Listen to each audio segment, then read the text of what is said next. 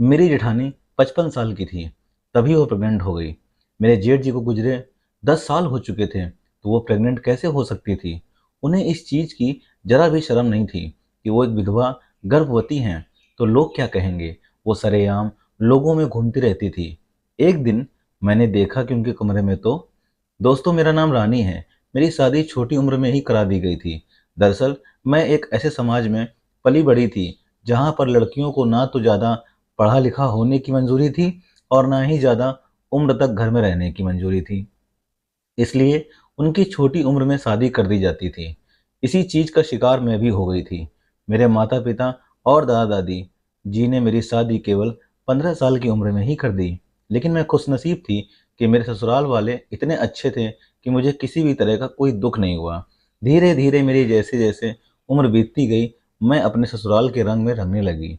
मेरे पति मुझसे बहुत ज़्यादा प्यार करते थे। वह हमेशा हर काम मुझसे पूछ कर किया करते थे।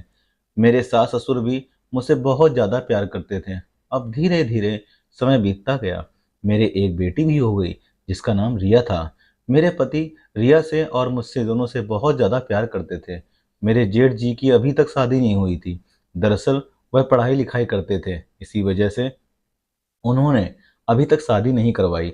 उनका कहना था कि जब तक मैं कोई अच्छी नौकरी नहीं पा लेता, तब तक मैं शादी नहीं करूँगा। इसी वजह से वह आज तक कुँवारे थे। लेकिन जैसे-जैसे रिया बड़ी होने लगी, तो मेरे साथ ससुर ने मेरे जेठ जी से कहा, "अब तो तेरे छोटे भाई की बेटी भी बड़ी होती जा रही है, तू शादी कब करवाएगा?" मेरे जेठ जी की उम्र भी काफ़ी हो चली थी। इसलिए शायद घर वालों की बात उन्होंने मान ली और शादी करवा ली। मेरी जेठानी की भी उम्र काफ़ी ज़्यादा थी। मेरी जेठानी का नाम सीमा था। सीमा बहुत अच्छी थी, मुझे अपनी छोटी बहन की तरह मानती थी। हम लोग हँसी-खुशी अपने परिवार में रहते थे। तभी मेरे जेठ जी का किसी सरकारी नौकरी में सिलेक्शन तो नहीं हुआ। इस वजह से उन्होंने पढ़ाई छोड़ दी। लास्ट में उन्होंने हार कर अपनी पढ़ाई-लिखाई को छोड़ दिया और हमारी पुश्तैनी दुकानों को ही सँभालने लगे। ऐसे ही हँसी-खुशी दिन निकलते जा रहे थे। लेकिन दिक्कत तो तब हुई जब मेरी जेठानी का स्वभाव बदलने लगा। वह तो बिल्कुल बदल ही गई थी। मुझे अपनी छोटी बहन से दुश्मन कब मानने लग गई, पता ही नहीं चला। उनके अब एक बेटा था और मेरी रिया भी काफ़ी बड़ी हो चुकी थी। अब मेरी रिया पूरी 13 साल की थी और मेरी जेठानी का लड़का पूरे 3 साल का था। वह रिया में और अपने बेटे में फ़र्क करने लगी।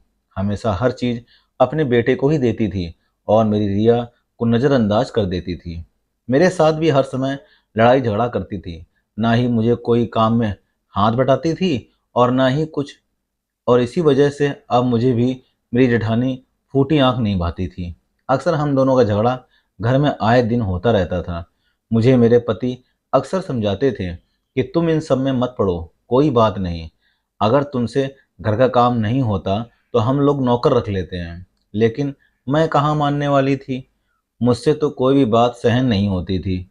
मेरी जेठानी अगर मुझे कुछ एक बात बोलती थी, तो बदले में उन्हें 4 सुना देती थी, क्योंकि मैं हमेशा से ही चिड़चिड़ा स्वभाव की और गुस्सैल स्वभाव की थी। मैं किसी का भी गुस्सा सहन नहीं कर सकती थी। इसी वजह से मेरी जेठानी के साथ मेरी बिल्कुल भी नहीं बनती थी। शुरू-शुरू में तो हमारी इतनी बनती थी, मानो हम दोनों सगी बहन से कम ना हों। लेकिन अब तो हम लोग एक दूसरे के दुश्मन बन चुके थे कि एक दोनों को घर में रहना ही बर्दाश्त नहीं हुआ। इसीलिए मेरे जेठ जी ने फैसला किया कि हम लोगों को अलग घर में चले जाना चाहिए, क्योंकि हर रोज़ घर में झगड़े की वजह से सारे घर का माहौल ख़राब होता है और ऐसे ही सब लोग परेशान होते हैं। मेरे सास-ससुर यही सब चाहते थे कि मैं और मेरी जेठानी दोनों अलग-अलग हो जाएँ, ताकि हम दोनों की लड़ाई ख़त्म हो जाए और सभी लोग चैन से रहने लग जाएँ। तभी हमारे घर के पास में ही हमारा एक फ्लैट था, जहाँ पर मेरे सास-ससुर ने मेरे जेठ के लिए अच्छा-सा घर बनवा दिया और मेरे जेठानी और जेठ उस घर में जाकर शिफ्ट हो गए। अब तो मानो मुझे मेरे घर में शांति सी मिल गई हो। मुझे लगता था कि हर समस्या की जड़ मेरी जेठानी है। खैर ऐसे ही दिन निकलते गए। एक दिन मेरे ससुर जी की तबीयत खराब हुई और उन्हें हॉस्पिटल में एडमिट करवाया गया। लेकिन हॉस्पिटल से वह घर पर ही नहीं आए और उससे पहले ही उनका देहांत हो गया। उनके देहांत के 1 साल बाद ही मेरी सासू माँ का भी देहांत हो गया। उन्हें भी एक बीमारी थी, जिसके चलते उन्होंने अपनी जान गँवा दी।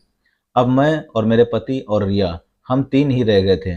अब तो मुझे पूरा घर खाने को आता था, क्योंकि रिया तो पढ़ाई करने के लिए चली जाती थी और मेरे पति काम के सिलसिले में बाहर चले जाते थे। अब तो मैं पूरा दिन घर में अकेली ही रहती थी। तभी मुझे एहसास होने लगा कि मैं अपनी जेठानी के साथ बेवजह ही झगड़ा करती थी। अगर हम दोनों एक साथ में होती तो कितना अच्छा होता। साथ में पूरा दिन बातें करती और पूरा दिन अच्छे से निकल जाता। लेकिन अब तो मैं अकेली पूरा दिन बोर होती रहती थी। लेकिन मेरे अंदर इतना ईगो था कि मैं अपने ईगो के आगे कुछ भी एक्सेप्ट करने को तैयार नहीं थी। मैं पहले जाकर अपनी जेठानी को नहीं मनाना चाहती थी, लेकिन खैर, जैसे तैसे दिन निकलते गए। तभी एक रोज़ कुछ ऐसा हुआ जिसके बाद हमारी पूरी ज़िंदगी उथल पुथल हो गई। उसके बाद तो हमारा पूरा जीवन ही बदल गया था। मेरे जेठ जी का एक्सीडेंट के दौरान देहांत हो गया। उस समय उनका बेटा भी ज़्यादा बड़ा नहीं था। इसीलिए मेरे पति ने कहा कि अब तो भाभी अकेली पड़ गई है बिल्कुल, और हमारा भतीजा भी तो बिल्कुल अकेला पड़ गया है। उसने तो बेचारे बाप का पूरा सुख भी नहीं देख पाया था। उससे पहले ही भैया का देहांत हो गया। क्यों ना हमें भाभी जी को हमारे घर में ले आना चाहिए। साथ में तुम्हारा भी हाथ बढ़ जाएगा और तुम दोनों पहले की तरह रहने लग जाओगे, झगड़ा नहीं करोगे। तुम्हें भाभी का साथ मिल जाएगा और वह भी अकेला महसूस नहीं करेगी।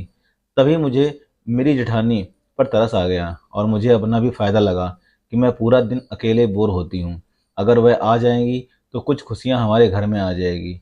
यह सब सोचकर हम लोग अपनी जेठानी के घर पर गए और उन्होंने कहा कि आप हमारे घर पर आकर रहने लग जाओ। अब पहले की तरह कोई भी झगड़ा नहीं होगा। हम दोनों एक दूसरे को गले लगाया और हंसी खुशी रहने लगी। ऐसे ही दिन निकलते गए। अब मेरी रिया पूरी 23 साल की हो चुकी थी। वह कॉलेज भी पूरा कर चुकी थी। अब तो वह नौकरी की तैयारी करती थी। मेरी जेठानी रिया का खूब ख्याल रखती थी, लेकिन आज भी वह अपने बेटे और रिया के अंदर भेदभाव करती ही थी। भले ही वो रिया से खूब प्यार करती थी, लेकिन उनके अंदर भेदभाव की भावना आज भी भरी हुई थी। वह नहीं सुधर सकती थी। लेकिन जैसे तैसे मैं गुस्से के घूंट पीकर रहने लगी, क्योंकि मैं नहीं चाहती थी कि हमारे घर का माहौल बिगड़े। अब मेरी बेटी रिया जवान हो चुकी थी और मैं नहीं चाहती थी कि उसके ऊपर ऐसी लड़ाई झगड़ों का माहौल बनकर उसके स्वभाव पर फर्क पड़े।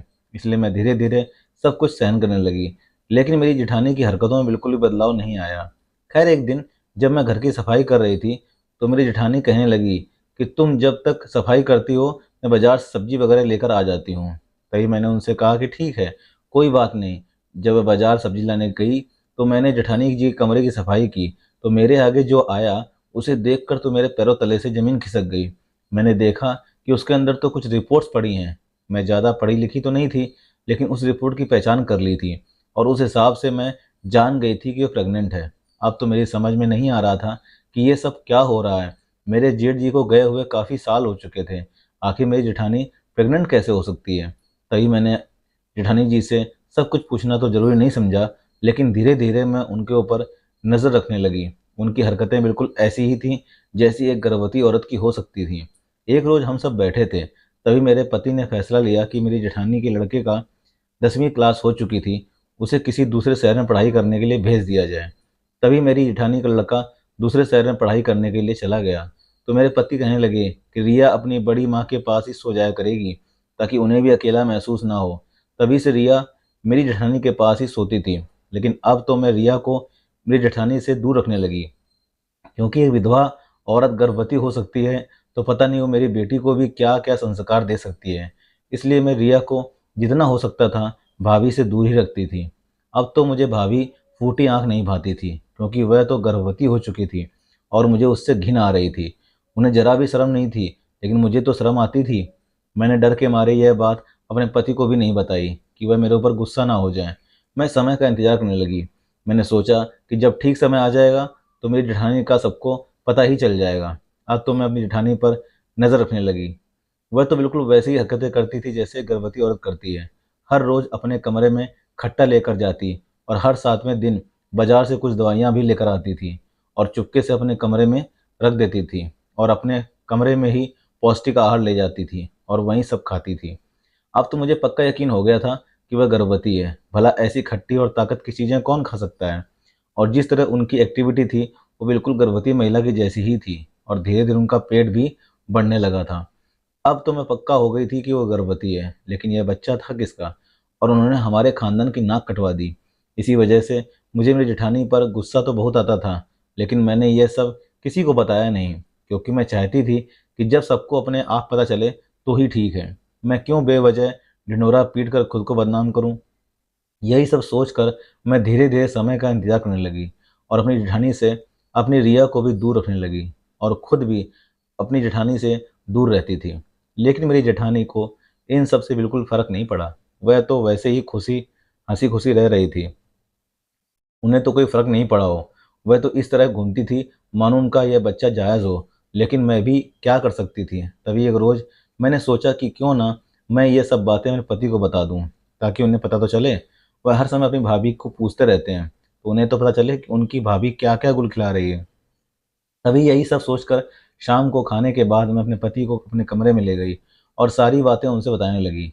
जब ये सब बातें मेरे पति ने सुनी तो कहने लगी कि इतना सब कुछ हो गया और तुम मुझे अब बता रही हो? तो गुस्से से बिल्कुल आग बबूला हो गए। मैंने उन्हें बड़ी मुश्किल से ही शांत किया। तभी वह कहने लगे कि हमारी खानदान की इज्जत का सवाल है। माँ पिताजी ने कितनी मुश्किल से सारी इज्जत बनाई थी, और भैया की भी तो गांव में कितनी ज़्यादा इज्जत थी। भाभी तो इस तरह सारी इज्जत मिट्टी मिला देंगी। उन्हें इस चीज़ की बिल्कुल भी शर्म नहीं आ रही है। मुझे भाभी से बात करनी है। मैंने उन्हें बहुत रोकने की कोशिश की, लेकिन उन्होंने मेरी एक भी ना सुनी और अपनी भाभी से बात करने के लिए चले गए। मैं भी उनके पीछे पीछे दौड़ी जा रही थी। तभी हम लोग एक कमरे के पास पहुंचे। मेरे कमरे के अंदर से रोने की आवाज़ें आ रही थीं। तभी मेरे पति भी वहीं पर रुक गए और वहीं पर मैं भी रुक गई और उनकी बातें सुनने लगी। उसके बाद जो हम लोगों ने सुना, उसके बाद तो हम दोनों के पैरों के तले से ज़मीन ही खिसक गई। हम लोगों ने सुना कि रिया ज़ोर ज़ोर से रो रही है और भाभी उन्हें किसी बात की सांत्वना दे रही हैं। तभी मुझे एक तरफ से तो गुस्सा आया कि पता नहीं ये औरत अब मेरी बेटी को क्यों रुला रही है। तभी मेरे पति कमरे के अंदर जाने लगे, तो मैंने उनका हाथ पकड़ा और कहा, इस तरह हम लोगों को अंदर नहीं जाना चाहिए। पहले हमें पूरी बात सुननी चाहिए। शायद हम दोनों की बातें सुनकर वह दोनों समझ गई थीं कि बाहर कोई बात सुन रहा है, इसलिए वह चुप हो गई। तभी मेरे पति ने कहा कि हमें अंदर जाना चाहिए। हम दोनों कमरे के अंदर चले गए तो रिया रो रही थी और मेरी भाभी उसका हाथ पकड़े पास में खड़ी थी। मैंने भाभी से रिया का हाथ छुड़वाया और उन्हें दूर धक्का दे दिया और रिया को अपने गले से लगा लिया। और मैं उन्हें कोसने लगी कि अब तो वह मेरी बेटी को भी पता नहीं क्या क्या संस्कार दे देगी। उसे रुला रही है, पता नहीं उसके साथ क्या क्या किया होगा। तू तो चरित्रहीन है ही। अपने पति के जाने के बाद एक बेटे के होने के बावजूद भी तुम प्रेग्नेंट हो गई। मेरी भाभी कुछ भी नहीं बोल रही थी, नज़र झुकाए चुपचाप खड़ी थी। तभी रिया ने मुझसे अपना हाथ छुड़ाया और जोर से कहा कि बस करो मम्मी, बोलने की भी हद होती है। तभी मुझे रिया के व्यवहार से बहुत अटपटा सा फील हुआ। तभी मेरे पति ने कहा कि यह क्या बदतमीजी है? बात करने की तमीज नहीं है क्या तुम्हें अपनी माँ से? तभी रिया कहने लगी कि माफ़ करना पापा, आज जो सच्चाई मैं आप लोगों को बताने जा रही हूँ, उसके बाद आप लोग मुझे माफ़ करेंगे या नहीं, वह सब मुझे नहीं पता। तभी रिया कहने लगी। इतने भाभी ने उसकी बात काट दी, लेकिन रिया ने कहा, नहीं बड़ी माँ, मुझे बताने दीजिए। तभी रिया कहने लगी कि बड़ी माँ प्रेग्नेंट नहीं है, बल्कि प्रेग्नेंट तो मैं हूँ। दरअसल कॉलेज के दौरान मुझे एक लड़के से प्यार हो गया और उसके साथ मैंने संबंध बना लिए और मैं प्रेग्नेंट हो गई। लेकिन मेरे शरीर में इतनी ज़्यादा कमजोरी थी कि मैं अपने बच्चे को गिरा नहीं सकती थी, इसलिए मुझे यह सब बच्चा रखना ही था। तभी मैंने ये सब बातें बड़ी माँ से शेयर की, तो बड़ी माँ ने कहा कि हम इस बच्चे को गिरा तो नहीं सकते, लेकिन तुम्हारी बदनामी कितनी ज़्यादा होगी, तुम्हारे पिताजी की कितनी बदनामी होगी, ये सब मुझसे बर्दाश्त नहीं होगा। तभी बड़ी माँ ने कहा कि इस बच्चे को मैं अपना नाम दूंगी। जब तक तुम्हारा पेट बड़ा नहीं होता तब तक तुम घर में रहो, और उसके बाद हम किसी बहाने से इस घर से कहीं चले जाएंगे कुछ दिनों के लिए, और उसके बाद इस बच्चे को अपना नाम दे दूंगी। इसीलिए तो वह हर रोज़ कुछ खट्टी खट्टी चीज़ें कमरे में लेकर आती थी और मेरा पूरी तरह से ख्याल रखती थी। दो एक गर्भवती औरत को चाहिए होता था वो सब लेके आती थी और खुद के पेट के तकिया बांध लेती थी, ताकि सबको ये लगे कि यह प्रेग्नेंट है और सबको यही लगे कि यही सब दवाइयाँ लेकर आती है, यही सब अपनी पौष्टिक आहार खाती है, ताकि मेरा नाम कहीं पर भी ना आए और कल को जब यह बच्चा हो जाए तो यह इसे अपना नाम दे दे और खुद सारी बदनामी अपने सर पर ले ले और मुझे इस बदनामी से बचा ले।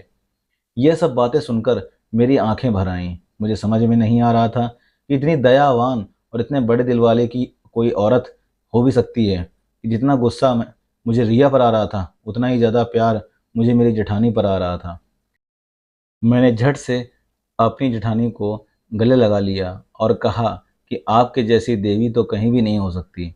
मैंने तो ना जाने आपके साथ क्या-क्या किया, लेकिन आपने तो मेरी बेटी की इज़्ज़त बचाने के लिए अपनी इज़्ज़त दाँव पर लगा दी।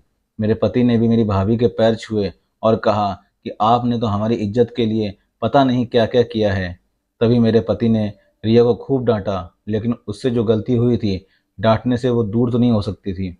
इसलिए इन सब लोगों ने बैठकर सोचा कि क्यों ना जिस लड़के का यह बच्चा है, उसके साथ रिया की शादी करवा दी जाए, ताकि किसी भी तरह से ये बदनामी का दाग हमारे ऊपर से हट जाएगा।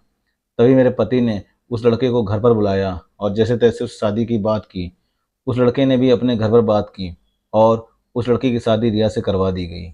अब सभी लोग हँसी-खुशी रहने लगे और मेरे जेठ और जेठानी के बीच में जो भी मतभेद था, वो सब दूर हो गए।